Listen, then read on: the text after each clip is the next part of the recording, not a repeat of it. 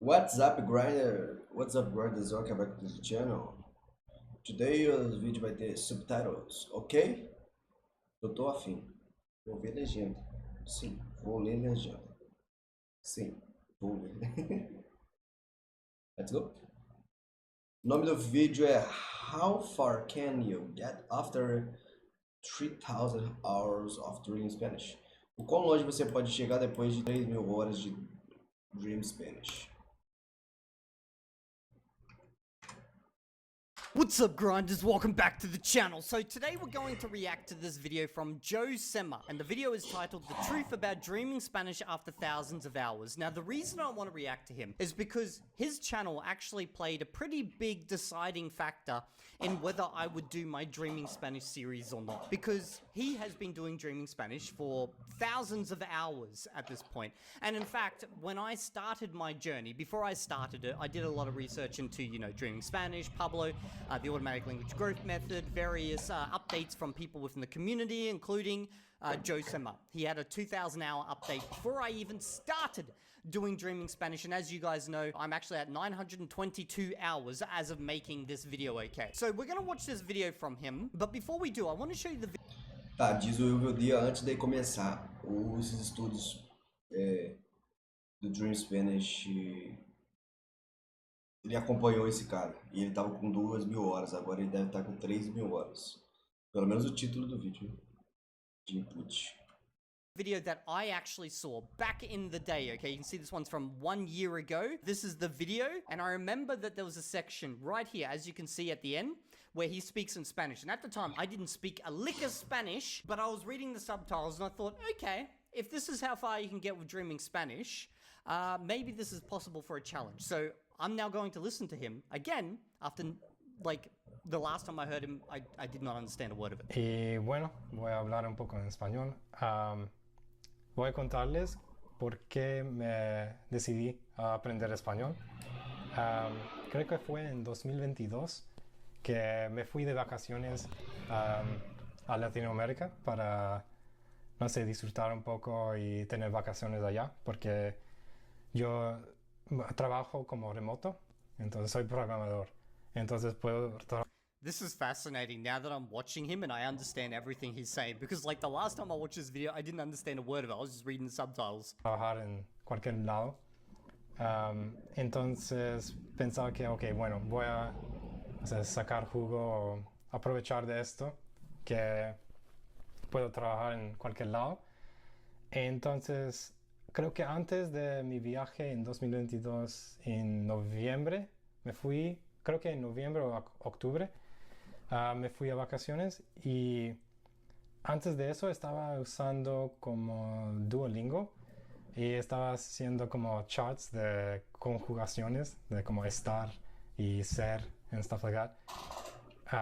So he's actually not a purist. I don't remember this. For those who don't know, a purist is someone who follows just the Dreaming Spanish method, which is meant to be the ALG method, the automatic language growth method, but realistically, Dreaming Spanish is more like a very watered down version of it. He actually did, like, conjugation charts and everything beforehand. So at 2,000 hours, I expect him actually to be further ahead than I will be at 2,000 hours, because I never did any of that. I was testing just the ALG methodology, which Dreaming Spanish uses for like the first 1,000 hours or so. So what level is this conversation? He might be much more capable than this, but I get the feeling based on the mistakes he's making, because I can hear them. I can hear him going back and error correcting.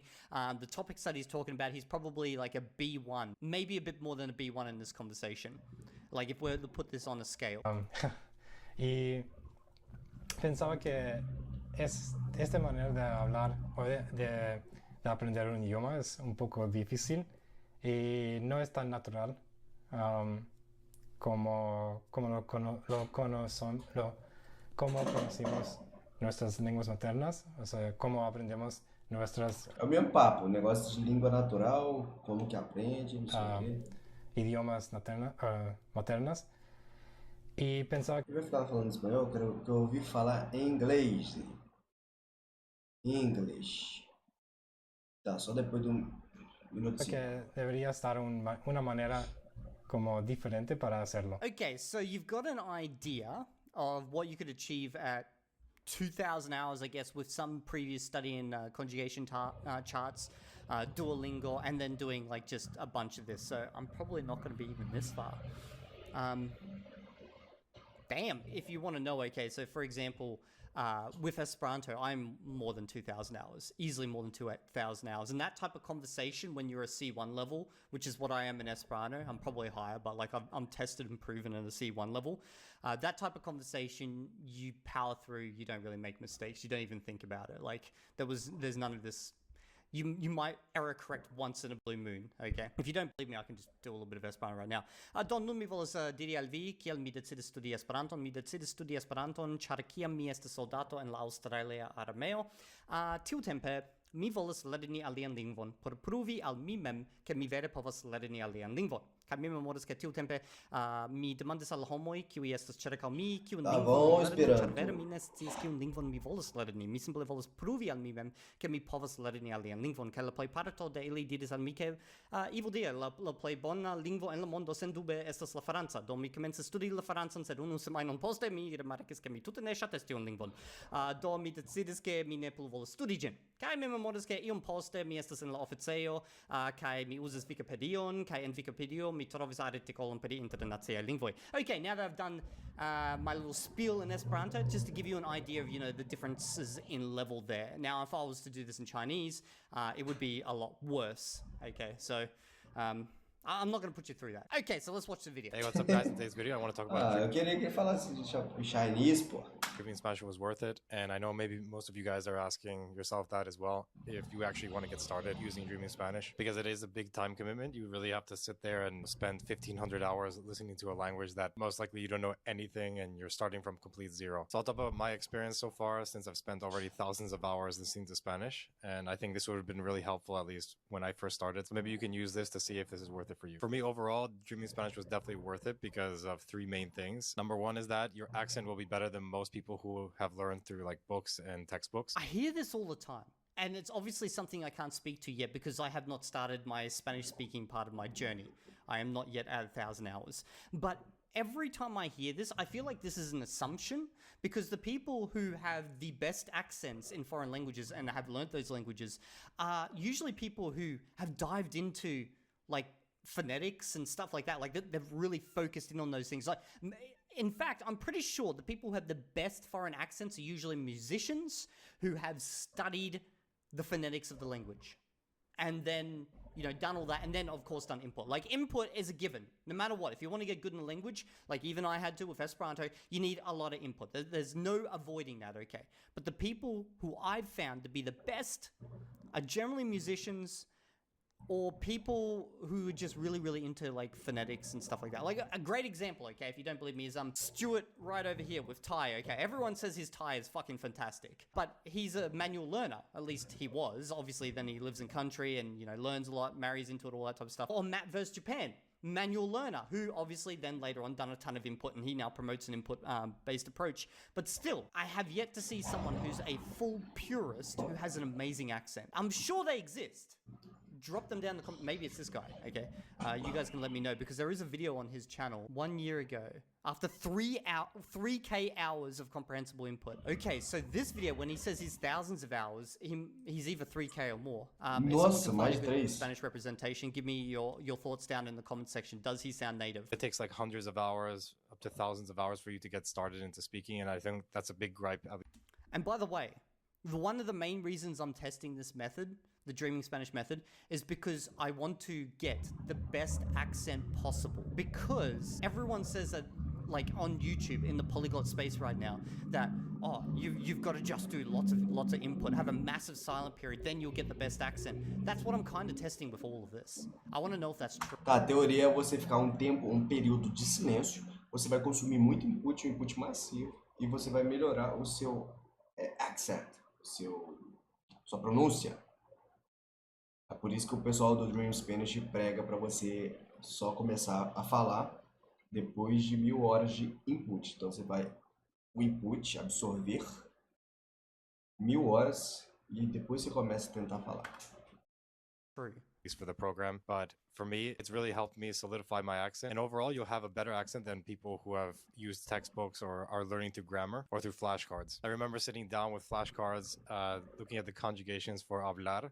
And I remember specifically seeing like different accents on top of the conjugations and not knowing how to pronounce them. And when I would put them into Google Translate, the I know nothing about Spanish conjugations at this point using this method, and I didn't even know accent markers were used in conjugations. translator would say something completely different than what I was actually practicing. So it's really difficult to see a brand new word and actually say it right the first time you see it, especially when you haven't heard the word a lot. And that's kind of the benefit of Dreaming Spanish, is that you spend so much time listening that you get to the point where everything is super intuitive. And that brings me over to the second. Okay, so he said, you know, the benefit of the Dreaming Spanish method is the first time you're basically seeing stuff, it's more intuitive because you've heard these words so many times. I'm gonna run a little test for you all right now, and you're probably all gonna laugh your fucking ass off at me, okay, over this one. But let's go have an attempt at reading some Spanish. First time ever, okay? Don't worry, this won't ruin the challenge. This is just a one-off for this video. I want to see if intuitively I sound like an Argentinian. Let me know down in the comments section. Harry Potter se ha quedado huérfano y vive en casa de sus abominables tíos y del insoportable primo Dudley. Harry se siente muy triste y solo, hasta que un buen día Eu hablo espanhol também. O Harry Potter se ha quedado huérfano y vive en casa de sus abominables tíos y del insoportable primo Dudley. Harry se siente muy triste y solo hasta que ese buen día recibe una carta que cambiará su vida para siempre. En ella le comunican que ha sido aceptado como alumno en el colegio interno Hogwarts de magia en Hexeria. A partir de ese momento, la suerte de Harry en un hueco espectacular. En esa recibe una carta que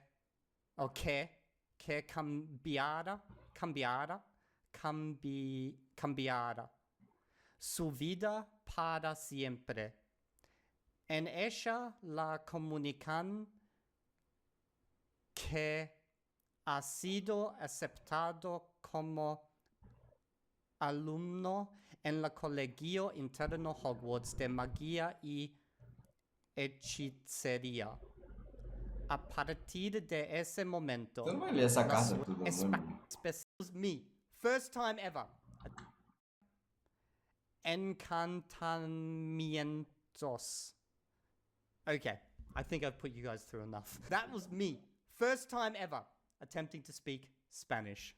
Or read Spanish. Second point is that it's super intuitive once you actually start speaking. And I have that same feeling when I speak Albanian, since my family's Albanian. We don't have to really have to think when we speak. Oh, that's interesting. He's Albanian. How similar is the phonetics between Albanian and Spanish? Do they share a lot of sounds? Because that can obviously, that means he's probably able to hear sounds that other English speakers are Por que unable tá to tendo a porra da legenda aqui? Não tá indo. hear. And maybe that actually helps Olha que him with loucura. his Spanish accent. Tá ativado a legenda. Worth letting me know if you're Albanian down in the comment section. That's kind of the same feeling I wanted to achieve when I started going through Dreaming Spanish and learning a different language. And I know that's the right way to learn because it just feels more natural. You don't really have to think about anything at all. And you're just communicating whatever you're thinking from your head. And the third reason, which I think is the biggest, is that there's really no better options. When you think about other platforms, they want you to do like grammar drills and vocab cards. And I know most of you guys don't really want to do that. I really didn't want to do that, at least when I started. And it's funny, I tried doing it and it didn't work because I couldn't pronounce things correctly. I didn't know what the correct conjugations were for things. And sometimes I would put together sentences or use grammar that doesn't make any sense. So I would conjugate verbs in the wrong tense because it makes sense in English, but then when you translate over to Spanish, it doesn't really make any sense at all. And I've also tried platforms like Duolingo and Pimsleur and a lot of other platforms, but this doesn't really... So he's used quite a bit. Like, Pimsleur is actually fucking amazing for helping you with your accent. It really breaks down the sounds of the language. And like, I know with Chinese, it actually works backwards for a word. So it starts with the back of the word, then moves in syllable by do nada syllable voltou a until you get legenda. to the front of the word. And that, I've never seen any other program do that, but that is actually amazing for helping you pronounce words. Build up your intuitive nature because you're kind of just going through drills. That said, I do want to get into some of the negatives for Dreaming Spanish Olha aí, só. because it can't be all positive. The first, which I touched on in the previous points, is that you don't really start speaking until you get like 1,000 hours in. Ah, vou and tirar a especially legenda, what's tá tudo atrasado. recommended on the roadmap on Dreaming Spanish. And I don't think that's going to be really good for people who really want to start speaking immediately, or they have friends that they want to talk to like right off the gate. Or let's say you're moving to the country, you kind of have to use the language to some extent to actually get around. Also, I agree with all of this. there might be people that really want to just speak and they don't really care about actually getting a good accent or having like super good grammar. They just want to get to the point where they communicate their ideas. A simple way you can satisfy this like itch to speak is you can just schedule it out. You can just do a couple hours a week, and that's not really going to hinder your progress in speaking, and you'll still develop a really good accent. Number two is that it's really hard to get started speaking, especially I felt it when I started speaking at like 1,400 hours. It was really difficult because I felt like I understood so much of what the So he started at 1,400 hours, not the recommended 1,000 hours. So his input period was massive. other person was saying, but I was really frustrated because I couldn't say what I wanted to communicate back, at least in the first like 20 or so hours. So some people might get discouraged and might not want to speak during that time, but really it's something you just kind of have to push through. Another point to bring up is that some people need a little bit more time to get more comfortable with the language, and I think that's pretty normal. You probably will need like 100 or so hours of speaking just to get used to saying words and communicating with others, especially in a language that you've never spoken before. What I found that helped a lot was reading out loud. This actually got me used to saying words that are really complicated and a little bit harder to say, and that are not really as natural for English speakers or whatever your native language is. And the last con about Dreaming Spanish is more towards the perfectionists out there, because 1,500 hours is really little when you compare it to the overall total amount of hours that natives have in their native language. Okay, so he's true about that. Like 1,500 hours, you're really just a baby in the language. Like, okay, you could be quite far along. You could even be like a C1 level, but still, it's only a fraction of the time that you will eventually spend with the language if this is something you're actually doing. É muitas horas, muitas horas. O cara gastou 3.000 horas pra chegar num nível legal. Que falta muito ainda pra chegar no nível top do top. Com essas 3.000 horas, ele usando outra metodologia seria muito mais rápido. Okay. But you shouldn't be comparing yourself to natives because, well, natives have spent a lifetime in a language. And if you're trying to be a native, you're just going to be chasing that for a lifetime. In fact, you'll probably never be native level unless you spend more time in that language than your own language. Native speakers, they easily have tens of thousands of hours listening, reading, and actually speaking the language. And for that reason, they're actually native speakers. They have like such an intuitive way of speaking, and they really don't have to think too much when they speak. And expecting that after 1,500 hours is something I feel that's not really addressed in the Dreaming Spanish roadmap. They do say that you're functionally fluent at 1,500 hours, but if you want to get a really good accent and you really want to develop your vocabulary, you really need to spend more time with the language. Now that I'm a couple thousand hours into the language, I definitely see a big difference. Yeah, so people always ask me about this down in the comment section. They're like, when you hit 1,500 hours, are you just going to stop your challenge? Because, like, you've done the roadmap? Probably not. I'll probably just keep going. Like, I'll keep going and doing videos until there's no point me to do videos anymore, and then I'll just be, use the language as I do with any other language. From when I was at 1,500 hours and where I'm at now. A lot of Ele falou que tem muita gente que pergunta pra ele se depois que chegar no 1.500 horas de input, vai acabar o roadmap, que acaba o roadmap do Dream Spanish, se ele vai acabar também com a playlist. Ele falou que não, provavelmente vai seguir e vai continuar. Vida que segue, seguindo em frente.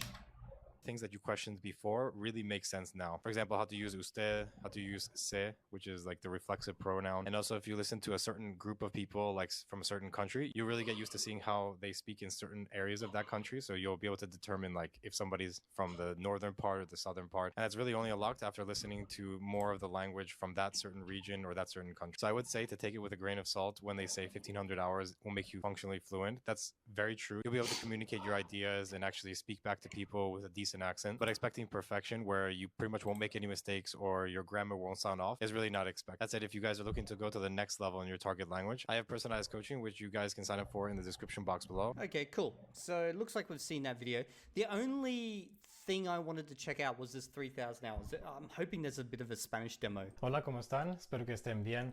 Oh yes, here we go. This is what I'm kind of excited to see.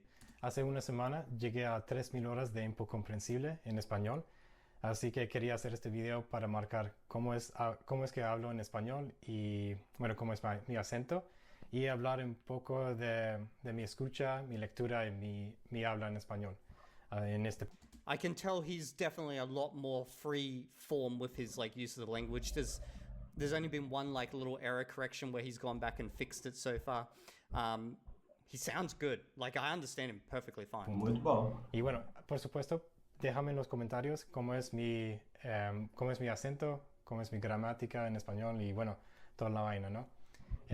Voy a empezar con mi escucha. Creo que en este momento, creo que sí puedo escuchar cualquier cosa en español. Por ejemplo, la tele o los...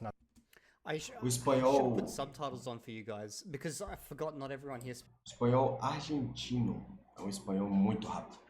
Espanhol mexicano, o espanhol da Espanha é bem mais lento do que o argentino. O argentino é muito rápido, pra mim. Não sei se normalmente é. Speak Spanish. Sorry, my bad. Okay, let me just turn on some subtitles for you guys. I forget not everyone speaks Spanish on this channel. Why don't you all speak Spanish? Goddamn losers. Los entiendo muy bien. También. Eu tô entendendo que eu sou brasileiro. Los entiendo muy bien también. Pero sí me cuesta un poco, por ejemplo, la jerga. Cuando hay mucha jerga o cuando hay personas que hablan con mucha jerga. O cuando hay personas por ejemplo, de Argentina, lo cual no tengo mucho contacto.